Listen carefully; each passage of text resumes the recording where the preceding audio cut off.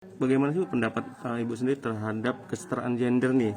Apakah masih ada diskriminasi gender tersebut itu, Bu? Ya, jadi kalau diskriminasi gender itu kan sebenarnya ketidakadilan gender ya. Pembedaan sikap dan perlakuan terhadap sesama manusia berdasarkan jenis kelamin. Jadi mudahnya misalnya ketika kita punya anak perempuan dan laki-laki, kalau anak perempuan biasanya dikasih warna apa nih Mas Bayu? Hitam atau biru gitu kan? Pink, anak perempuan Oh, ya. perempuan, sorry, perempuan pink. Kalau anak perempuan pasti pink, ungu gitu iya. ya.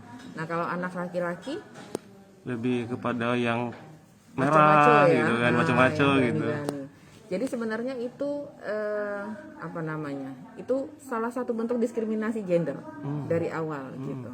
Tetapi yang paling penting adalah bagaimana meyakinkan bahwa diskriminasi gender ini jangan sampai membedakan aksesibilitas dan pemenuhan hak terhadap perempuan dan laki-laki gitu. Nah, ini bedanya antara jenis kelamin ya. Nah, bedanya seks, jenis kelamin dengan gender. Nah, jadi memang kalau gender ini lebih kepada pembedaan perempuan dan laki-laki dari sisi sosial budaya. Bagaimana tadi anak-anak beda warna nih kalau anak perempuan dan anak laki-laki. Kalau kalau yang laki-laki mencari nafkah, kemudian ibu bertanggung jawab terhadap anak-anaknya. Nah, itu yang dimaksud dengan gender sebenarnya.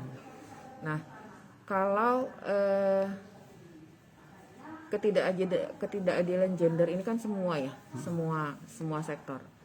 Dan yang sebenarnya kita lakukan adalah meminimalisasi ketidakadilan gender. Jadi misalnya terhadap akses perempuan jangan dibedakan dong antara perempuan dan laki-laki. Kemudian dari sisi akses pelayanan kesehatan misalnya. Jadi harapannya tidak ada pembedaan aksesibilitas, kemudian kesempatan dan pemenuhan hak antara perempuan dan laki-laki. Salah satunya sebenarnya apakah kita melihat masih ada diskriminasi gender ketika kita melihat bahwa ternyata kasus kekerasan lebih banyak dilakukan oleh laki-laki kepada perempuan. Nah gitu. Walaupun juga ada perempuan kepada laki-laki, tapi laki-lakinya mungkin gak berani lapor kali ya. Tidak ada perlindungan laki-laki. Gitu. Nah, kalau untuk melihat kasusnya, ada berapa banyak kasus sih, Bu, kekerasan terhadap anak perempuan dari tahun 2010 sampai dengan Juni 2021 ini gitu? Nah, kalau sampai Terus jenis kasusnya apa saja gitu? Kalau dari sampai dengan Juni, dari Januari kemarin ya, sampai dengan Juni ini, sampai dengan 2 Juni 2021, itu tercatat 177 kasus kekerasan perempuan dan anak di Provinsi Lampung yang telah terjadi. Di antara 177 kasus itu, sebagian besar itu didominasi oleh kekerasan seksual. Kemudian diikuti dengan kekerasan fisik dan kekerasan psikis. Nah, kemudian yang harus menjadi perhatian kita bersama bahwa dari jumlah 177 itu didominasi juga oleh anak-anak. Anak-anak yang perempuan walaupun ada anak laki-laki.